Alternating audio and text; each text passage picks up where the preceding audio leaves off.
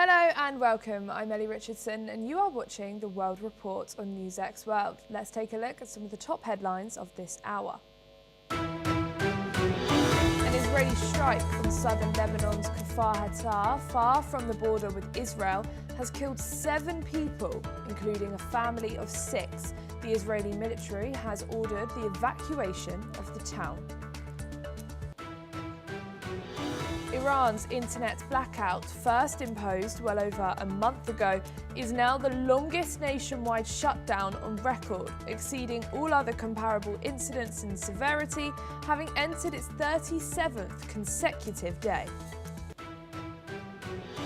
Lebanese President Joseph Aoun has reiterated a call for negotiations with Israel, saying he wanted to spare his country's south from destruction on the scale seen in Gaza. The Israeli military has said that it has begun striking Hezbollah targets in the Lebanese capital Beirut. The IDF has begun striking Hezbollah infrastructure, the military has said. Fuel leaked at Russia's Baltic Sea port of Primorsk, while Nozory oil refinery caught fire following a drone attack, as Ukraine has stepped up its attacks on Russian energy infrastructure in the past month. Amid rising tensions, Lebanon's President Joseph Aoun urges negotiations with Israel to prevent large-scale damage in the south. He warns the situation could mirror destruction seen in Gaza. Diplomatic fallout is intensifying, with Iran's Foreign Minister Abbas Araghchi accusing Washington and Tel Aviv of fueling instability during talks with Pakistan. Internally, Iran has executed 2 men accused of trying to storm a military site during January unrest, according to state media. Amnesty International has raised concerns over due process and broader crackdown. And for your top stories this hour, Iran military has now revealed more details of the US rescue operations. The operation reportedly took place at an abandoned airport in the southern Isfahan province.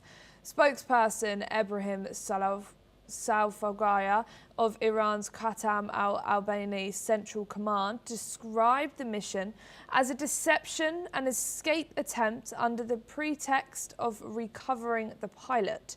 He claimed that 2 C-130 transport planes and 2 Black Hawk helicopters were destroyed during the operation. The F-15E was shot down on April the 3rd, with the pilots rescued the same day. The weapons systems officer evaded a capture for over 24 hours before being recovered by US Special Forces. Other aircraft losses include an A-10 Thunderbolt II hit near the F-15 crash, with the pilot safely recovered. Iran claims additional helicopters and a C-130 were destroyed, though US officials have not confirmed these reports. An Israeli drone was also claimed downed. The verified losses remain limited to the F-15E and A-10. We are now being joined by Saul Sadka, who's a political analyst, joining us from Tel Aviv. Thank you so much, Saul, for joining us here today on NewsX World. Iran claims it has shot down a US C-130 and 2 Black Hawk helicopters during a rescue mission, but with conflicting reports suggesting the US may have destroyed some of its own aircraft. Where does the truth lie in this fog of war?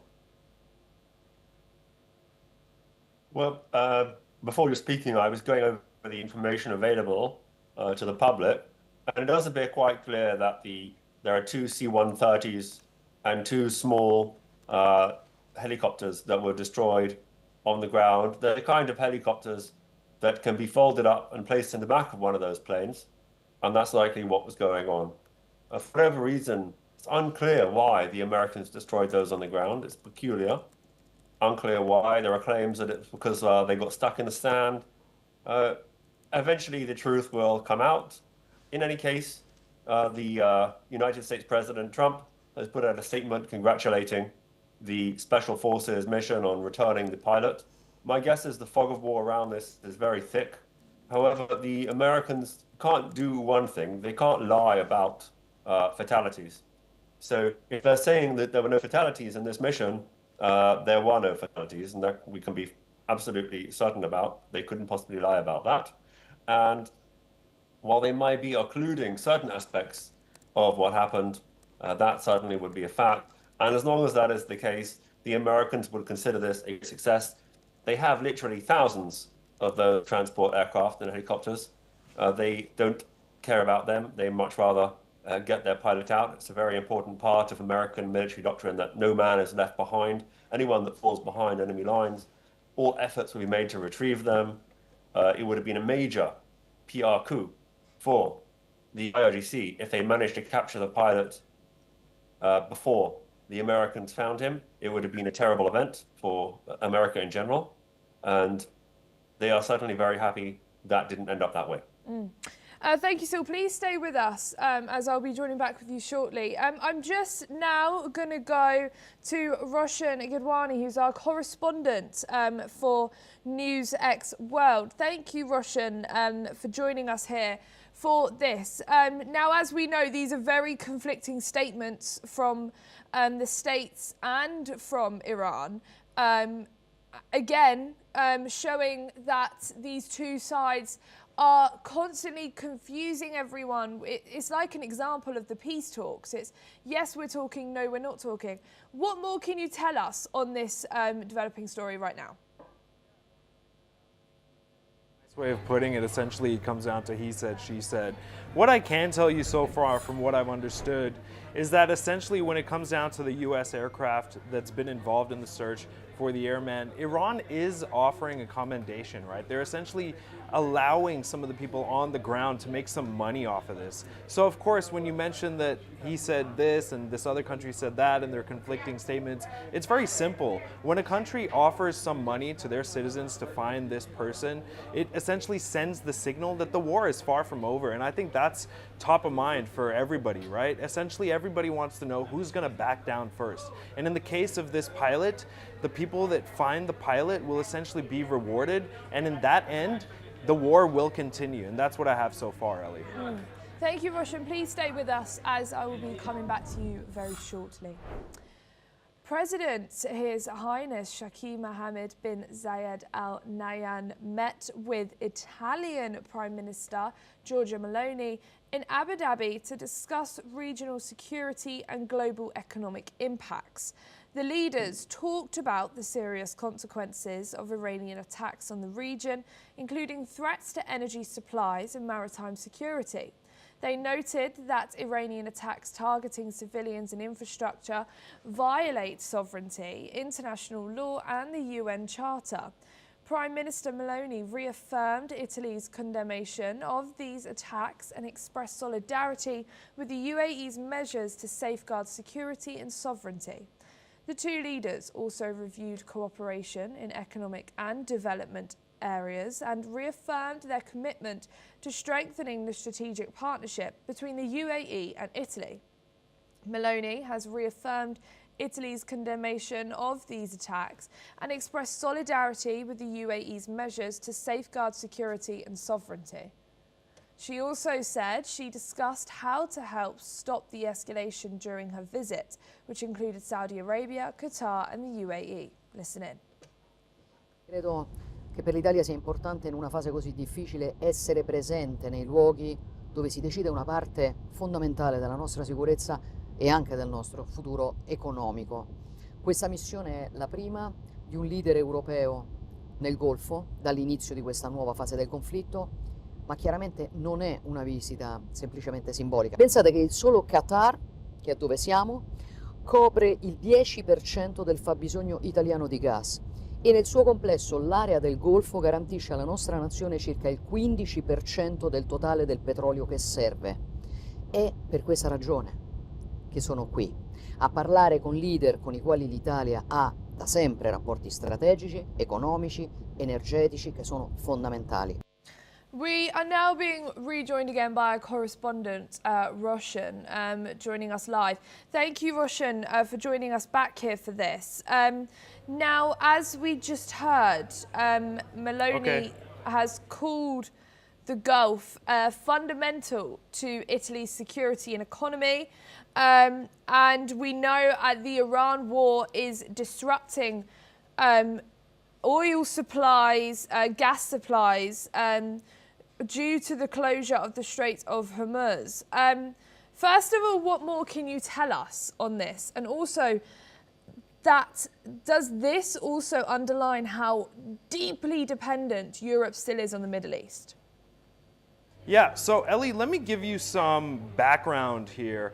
Qatar is a major supplier of liquefied natural gas to Italy, and they signed a 27-year supply deal in October 2023. In early 2026, due to logistical issues, Italy began sourcing Qatari-invested gas via the Golden Pass LNG facility in the US, maintaining this critical energy partnership despite regional instability. So of course, they do have a trade agreement there. And now with the surprise attacks that started on February 28th, this totally violates everything that's going on as far as gas exports and oil exports out of Qatar. So she was received in Doha by the Emir of Qatar, essentially the head of state, and they did discuss ongoing diplomatic efforts to end the war due to global gas supplies being cut, even in Italy, with measures seen in home countries in some of the countries around the world to work from home. So of course, this is a major global crisis. Meloni has also offered Italy's readiness to rehabilitate the local energy infrastructure and urged urgent cooperation. So essentially, I'll put it down in layman terms for you. It's essentially two countries that have worked together that are essentially meeting to safeguard energy infrastructure moving forward. Back to you, Ellie. Thank you so much, Roshan, for joining us here today and speaking with us and giving those live updates. We are now coming in with some breaking news. Oman and Iran have held high-level talks to ensure smooth transit of vessels through the Strait of Hormuz, a vital route for nearly a fifth of global oil supplies. The discussions involved deputy foreign ministers and specialists from both countries. According to Oman's foreign ministry, experts from both sides presented proposals and strategies to maintain safe and uninterrupted shipping amid the current regional tensions. The talks are part of ongoing diplomatic efforts to prevent the strait from becoming a strategic choke point. Earlier, an Iranian official said Tehran is drafting a traffic monitoring protocol with Oman to regulate maritime passage. Both countries emphasized the importance of collaboration to secure energy routes and regional stability. As we know, that the Strait of Hormuz is very important as it does supply a fifth of the globe's oil and gas supplies. As we also know, Oman tried to facilitate at the start, before this conflict, to be the mediator with US and with Iran before this conflict has broken out. As we know, Indian vessels have been allowed now through the Strait of Hormuz, bringing oil back through. But for now, we have now just heard that Oman have also been granted this access. We are now being joined again by Saul Sadka. Thank you, Saul, for joining us back here for this breaking development.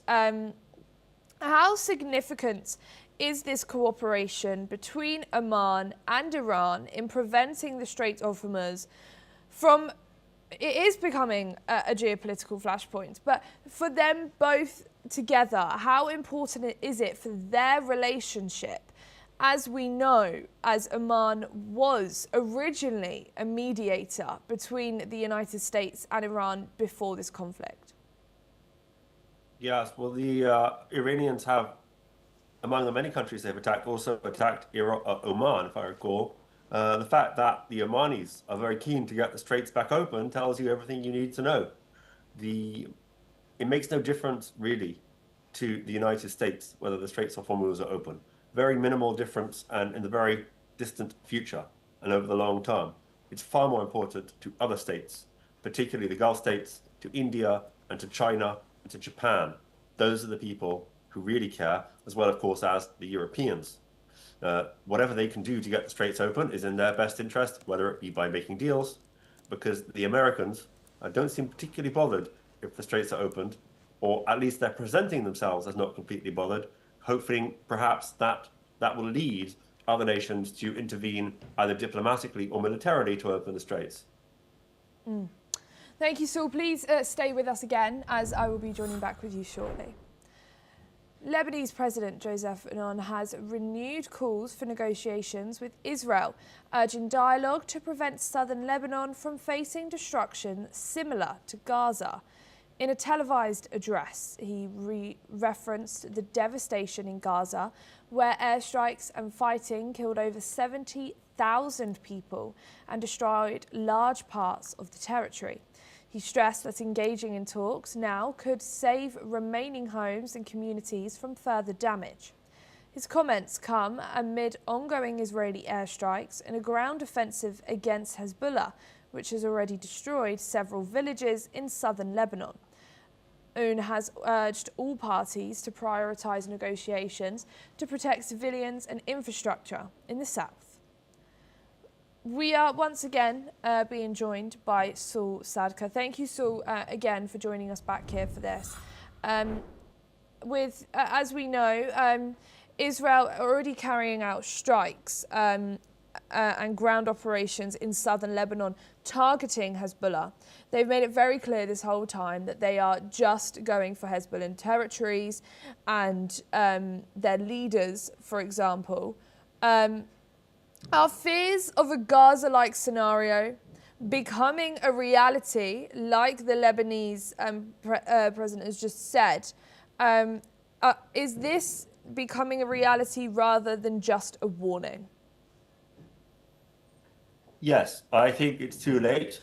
The Lebanese have had 2.5 years since Israel began weakening Hezbollah in the hope that the Lebanese would then be able to finish the job and take back control of their territory. The Lebanese, due to various levels of incompetence and corruption, have failed to make any progress dismantling Hezbollah at all, even though the Israelis have continued to attrit them, to reduce them to perhaps just 10% of their previous strength. The Lebanese were still unable to finish the job. So the Israelis now have no choice. The plan appears to be to go in and capture 3 to 4 kilometers of territory along the Israeli border, entirely clear it of any infrastructure that could ever be repurposed to military uses, essentially leveling everything within 4 kilometers of the border, as was done pretty much in Gaza.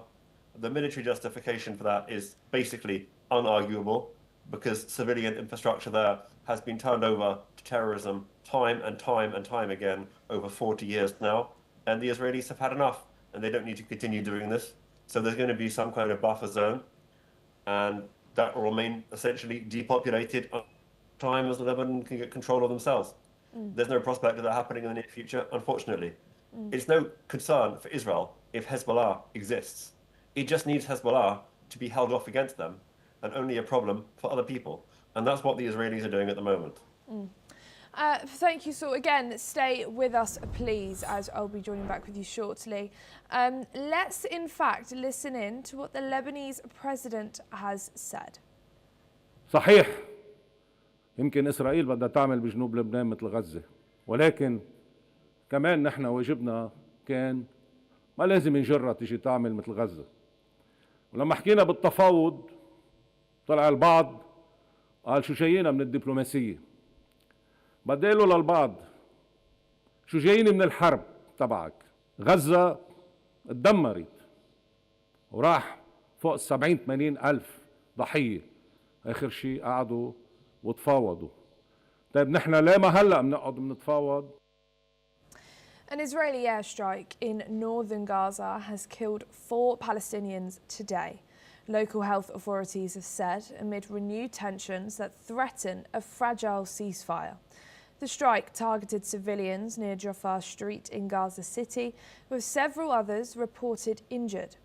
The ceasefire agreed in October has been repeatedly challenged, with Palestinian health officials saying Israeli fire has killed at least 700 people since the truce began. Israel reports that 4 of its soldiers have died in the same period due to Hamas attacks. Meanwhile, a Hamas delegation met mediators from Egypt, Qatar and Turkey in Cairo to respond to a disarmament proposal. The group has insisted it will not discuss giving up arms without guarantees that Israel will fully withdraw from Gaza. Once again, we're being joined by Saul Sadka. Thank you for joining us back here for this and for this story. Now, as we know, this is a very fragile, like it just said, fragile situation with this conflict and a very fragile ceasefire deal that was done. An Israeli airstrike has reportedly killed 4 Palestinians. Does this indicate that the ceasefire is effectively collapsing on the ground, with both Israel and Hamas accusing each other of violations of this ceasefire deal? Is there any real mechanisms really now left to enforce accountability in this fragile truce? Look, the ceasefire was always a complete fabrication. There was never really any ceasefire. Immediately from the first day after the ceasefire, hostilities continued just across what they now call the Yellow Line, which is an increasingly fortified border with inside Gaza that divides the approximately 60% of territory of the former territory that is controlled by the IDF from the part that is controlled by the remnants of Hamas. It's no bother to Israel at all that that territory is controlled by Hamas. They simply treat them as required. Thank you so much, Saul, for joining us here on NewsX World. It's always a pleasure speaking with you. Thank you.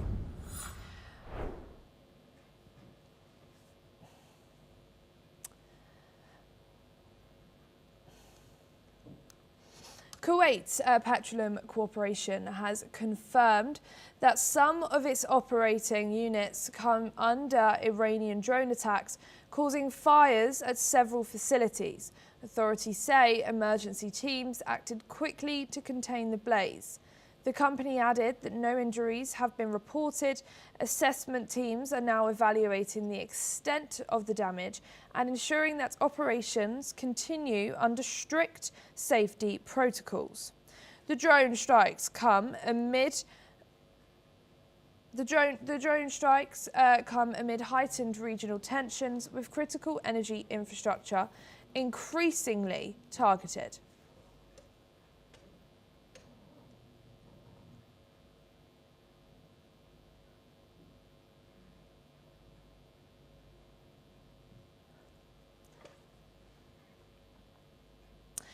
Afghanistan and Pakistan have been locked in an escalating conflict over claims from Islamabad that Kabul is harbouring terrorists responsible for cross-border attacks, which the Taliban government has denied. As per the reports, a mother of a 20-year-old identified as Samaria Mohammadi hopes an international investigation can extinguish her pain after a Pakistani bombing killed her son and hundreds of other Afghans in the capital, Kabul. The Taliban officials have reported that the March 16th attack hit a drug treatment centre and killed 411 people. The United Nations has said that it has verified at least 250 killed, with more still missing. However, some people have responded. Let's listen in.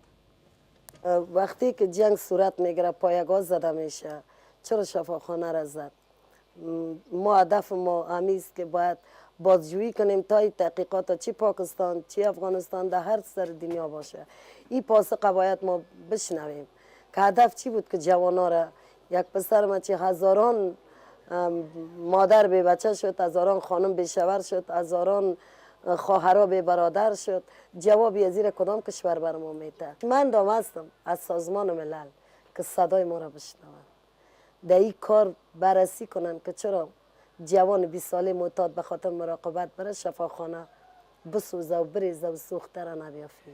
The simplest way to investigate this horrible strike would be for the UN human rights team, which is already in Afghanistan and already has a mandate, to investigate the matter. Clearly this was a terrible tragedy, at least, in that many innocent people died. I would hope that Pakistan would want to know what went wrong. Was its intelligence wrong? Did a rocket misfire? But this kind of basic investigation is necessary to avoid repeating tragedies like this in the future. That is all we have time for. Keep watching NewsX World for more news updates from around the world.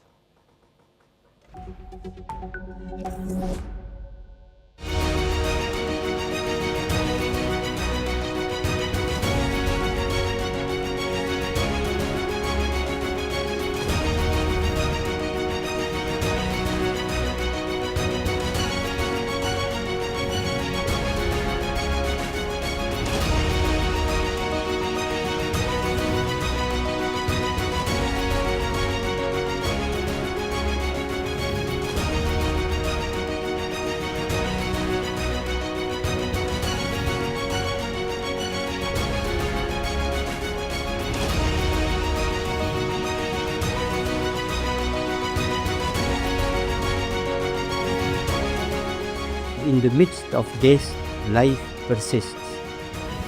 In the midst of untruth, truth persists.